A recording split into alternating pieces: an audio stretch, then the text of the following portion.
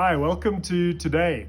I have always been fascinated by this punctuation mark.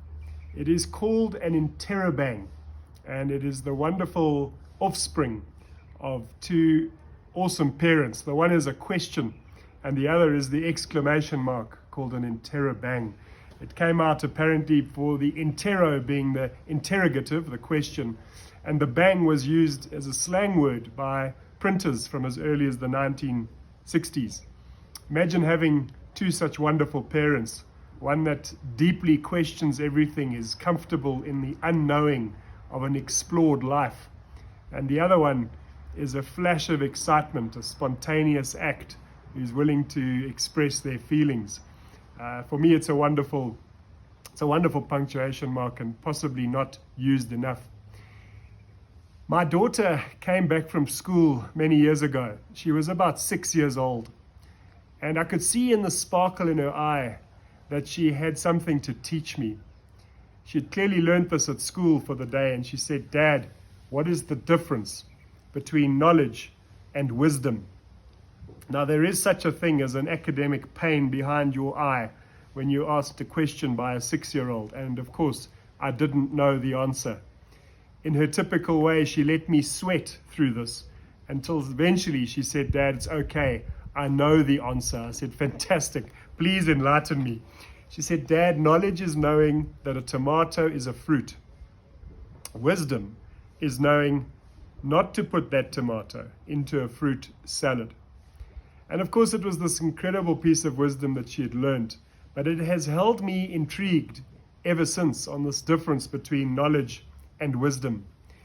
I always thought it was Einstein who said that knowledge is having the right answers. Wisdom is asking the right questions. And although there's no exact research as to who said that, perhaps it should go to the greatest philosopher of all time, and that is anonymous. But it was the poet Rainer Maria Rilke who said that we should live our questions now. Live our questions now. And then someday, maybe far into the future, without even noticing it, we will live ourselves into an answer.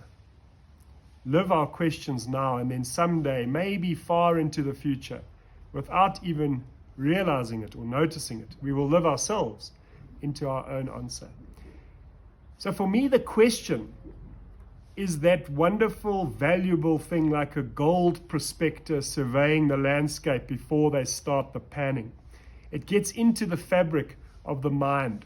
It gets into the thinking and breaks through the crusts of fear and into the vein of vulnerability. And that's where the diamonds or the nuggets of gold that might emerge as answers or ideas or suggestions.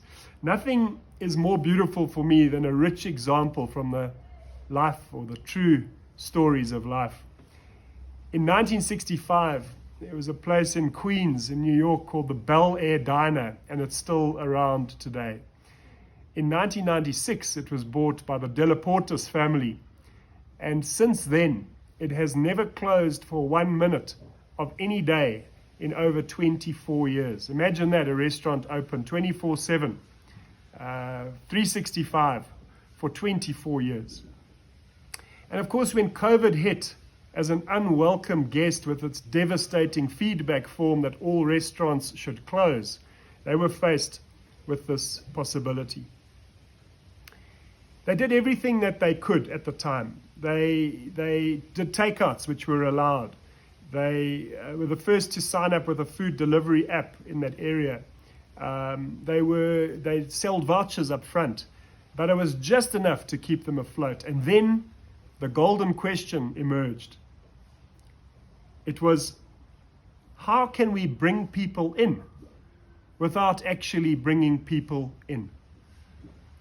And to cut to the front of the food queue, today the Bel Air Diner is now the Bel Air Drive-In.